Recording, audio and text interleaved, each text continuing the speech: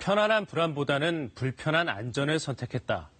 한국관광공사가 코로나19로 달라진 여행 습관을 분석했는데 관광에도 안전이 최우선시되면서 소규모의 생활관광을 즐기는 분들이 많아졌습니다. 먼저 가족끼리 즐기는 캠핑장, 지난해 대비 수요가 73% 늘었습니다. 단체 여행이 줄어든 대신 가족 단위 소규모 여행은 많아졌고 좀 멀더라도 인적 드물고 자연 환경이 깨끗한 여행지를 찾는 사람들이 많아졌습니다. 서울관광재단의 조사 결과 역시 마찬가지인데요. 집에서 즐기는 이른바 홈캠핑, 또 베란다 캠핑, 옥상 캠핑 같은 신조어가 등장했고 지역 축제나 지방 여행 대신 등산, 캠핑, 자전거 여행을 즐기는 젊은이들이 많아졌습니다. 코로나 시대를 이기는 슬기로운 여행 생활이 아닌가 싶은데요. 그래도 여름 하면 바다 떠올리는 분들이 많으실 겁니다. 바닷가 가실 때 방역수칙 잘 알아두셔야겠죠.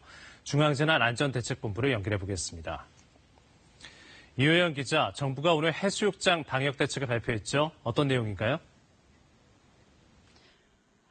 네, 해수욕장 방역 수칙은 이미 한 차례 나온 적이 있습니다.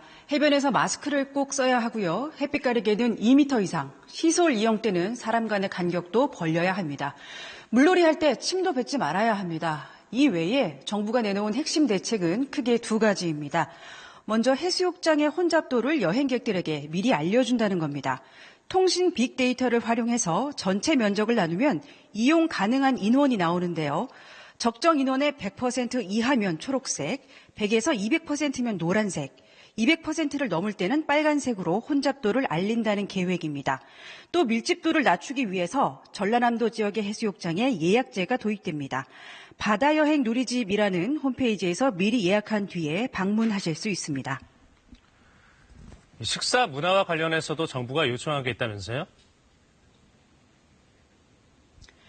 예, 맞습니다. 이 코로나19가요, 식사하는 중에 전파되는 경우가 상당히 많습니다. 그만큼 식사 중에 침방울이 튈 가능성이 크기 때문입니다.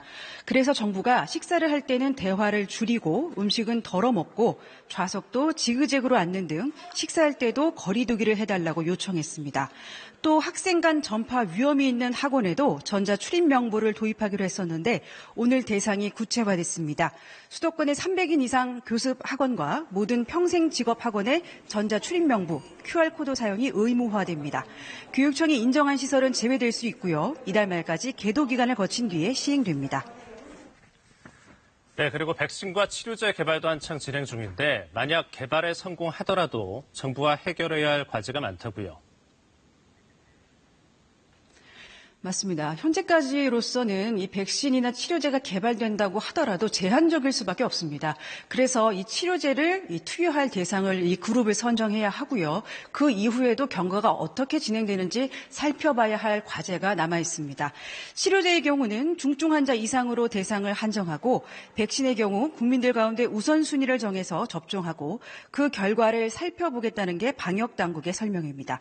하지만 코로나19를 이겨내는 가장 기본적인 방법은 거리 두기이고 이에 맞춰 전반적인 사회체계를 변화시키고 적응해 나가는 것이 코로나19 종식으로 가는 길이라고 방역당국은 강조했습니다. 지금까지 중앙재난안전대책본부에서 KBS 뉴스 이효연입니다.